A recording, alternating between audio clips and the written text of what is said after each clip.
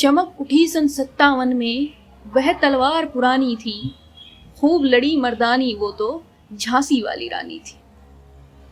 अपने बचपन में हम सब ने कविता की इस लाइन को बहुत बार दोहराया है और हमारे बड़ों ने हमेशा सिखाया और बताया है झांसी की रानी के बारे में।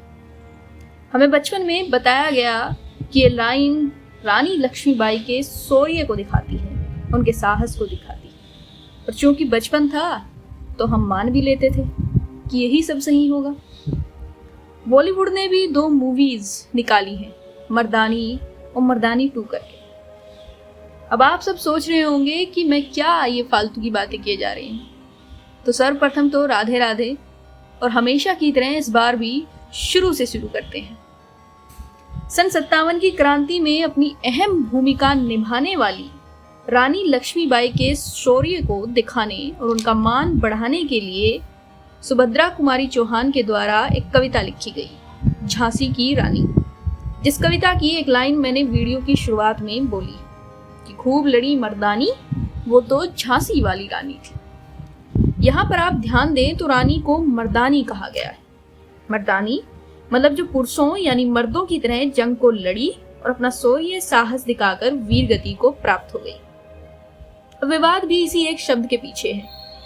बहुत से लोगों का सवाल हमेशा से ये रहा है कि अगर कोई स्त्री बहादुरी भरा कार्य करती है तो क्या उसे मर्दानी कहना सही रहेगा? क्योंकि समाज ने स्त्री और पुरुषों को बांट रखा है। ममता, दया, करुणा, सुंदरता ये सब स्त्री के गुण हैं। वहीं पुरुषों को शौर्य, साहस, वीरता, कठोरता एक बल का प्रतीक समझा और माना जाता रहा है। खूब लड़ी मर्दानी, मर्दानी क्या लड़ी? जब उस पूरे अंचल के मर्दों ने अपनी पगड़ी अंग्रेजों के नीचे रख दी तब वो एक जनानी लड़ी, तब एक महिला लड़ी। ऐसे में अगर कोई स्त्री या नारी लीक से हटकर कुछ करती है, खासकर जब वो अपना शौर्य दिखाती है, तो उसके काम को मर्दाना मानकर उसे मर्दानी का दर्जा दे दिया जाता है और समाज उसे मर्दानी कहकर उसका सम्मान बढ़ाने का भी दावा करता है। अब यहाँ से कई सवाल पैदा होते हैं। पहला ये कि क्या साहस और वीरता ये सब मर्दाना है? क्या कोई स्त्री वीरता दिखाकर भी नारी या स्त्री नहीं कहला सकती? दूसरा ये कि क्या एक नारी को मात्र सुंदर होना ही उसको स्त्री बनाता है? नारी अगर साहस का कार्य करे तो उसके लिए मर्दवादी विश्लेषण का प्रयोग क्यों किया जाता है? क्यों एक स्त्री के अस्तित्व को मर्द से स्वतंत्र नहीं रखा गया? नारी सशक्तिकरण का अर्थ वर्तमान में क्या सिर्फ पुरुषों की बराबरी या उनके जैसा बनना ही है? क्या बलशाली और दबंगकारियों का कॉपीराइट केवल पुरुष लेके बैठे हैं?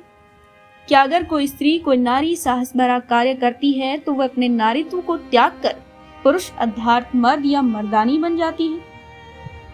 इन सारे सवालों में भाषा अलग अलग प्रयोग की गई है, लेकिन ये सारे सवाल एक ही हैं।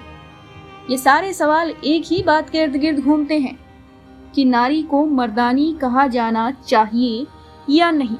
क्या कहती हो ठहरो नारी, संकल्प अश्रु जल से अपने तुम दान कर चुकी पहले ही जीवन के सोने से सपने। 1857 में युद्ध जैसे कार्यों में केवल पुरुष ही भाग लिया करते थे, तो ऐसे में एक स्त्री के द्वारा युद्ध का नेतृत्व किया जाना मर्दों जैसा कार्य था, जिसके लिए मर्दानी शब्द का इस्तेमाल किया गया था।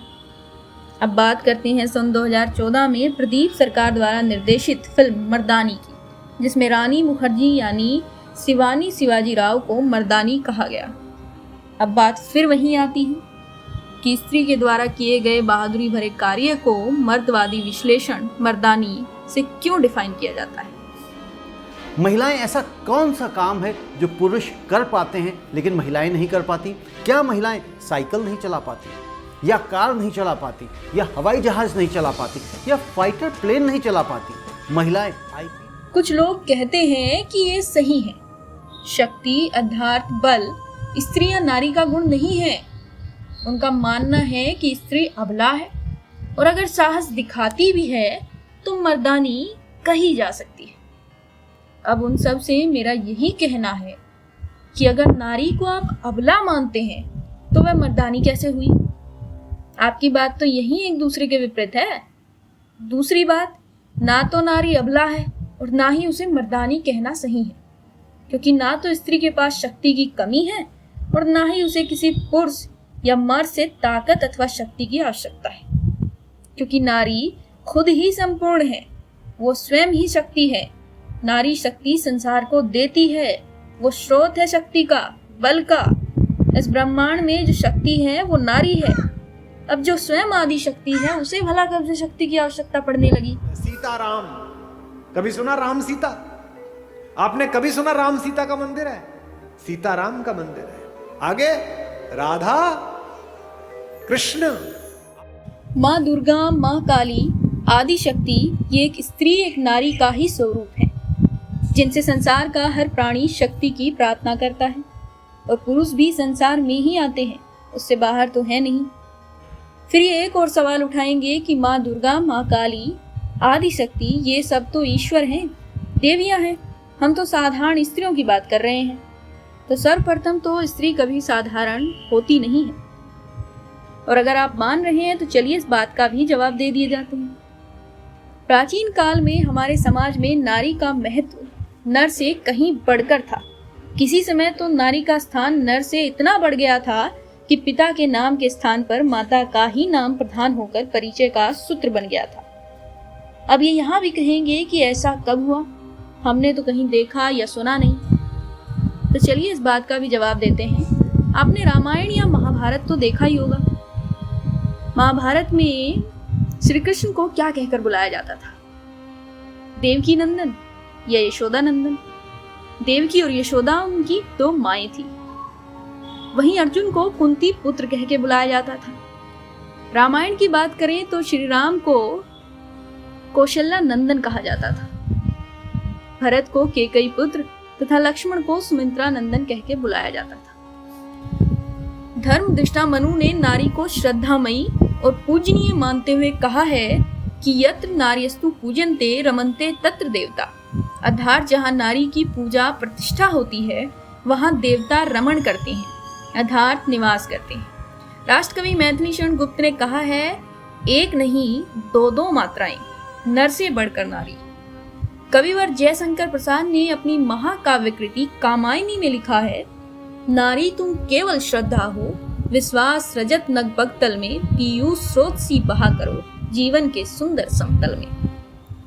तुम केवल श्रद्धा हो, विश्वास रजत नग पग तल में, पीयूष स्रोत सी बहा करो जीवन के सुंदर समतल में।